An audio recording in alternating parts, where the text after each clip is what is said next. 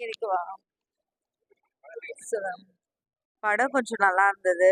இன்ட்ரெஸ்டா நிறைய thrilling action சீக்வன்ஸ்லாம் இருந்த மாதிரி இருந்தது. என்ன வித்தியாசம்னா, பழசு நான் பார்க்கல. புதுசு வந்து நிறைய பேர் பார்க்கலாம். அவங்க வந்து என்ன பண்றாங்கன்னா, அந்த சாம்பிள்ஸ் வந்து கலெக்ட் பண்றாங்க.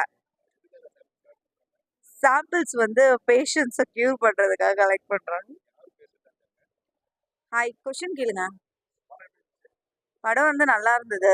நல்ல ஆக்ஷன் சீக்வென்ஸ்லாம் கொஞ்சம் நல்லா இருந்தது.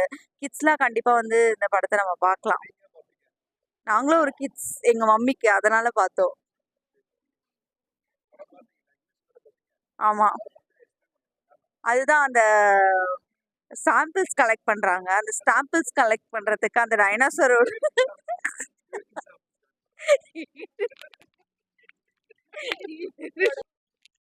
என்ன பேசுறது இப்போ? படம் வந்து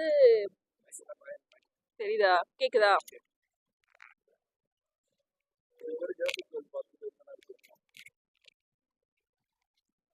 இதுக்கு முன்னாடி ஜுராசிக் வேர்ல்டு பார்த்ததுல வந்து நமக்கு வந்து எப்படி சொல்றது, நம்ம ரொம்ப கிட்ஸா இருப்போம்னே புரியாது. இப்ப பார்த்ததுல வந்து இட்ஸ் அவங்க வந்து அவங்களோட பிளட்டை வந்து கலெக்ட் பண்றது தான் இதோட விஷயமே.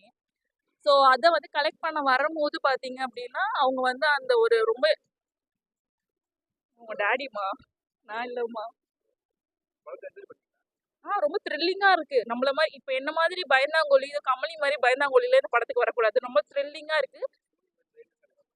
ஆமா, ரொம்ப த்ரில்லிங்கா இருக்கு. ஆக்சுவலி 3Dல போய் பாருங்க. 3Dல போய் பார்க்கும்போது இட்ஸ் குட் ஒன்லி. நார்மல் வந்து இதுவா இருக்காது.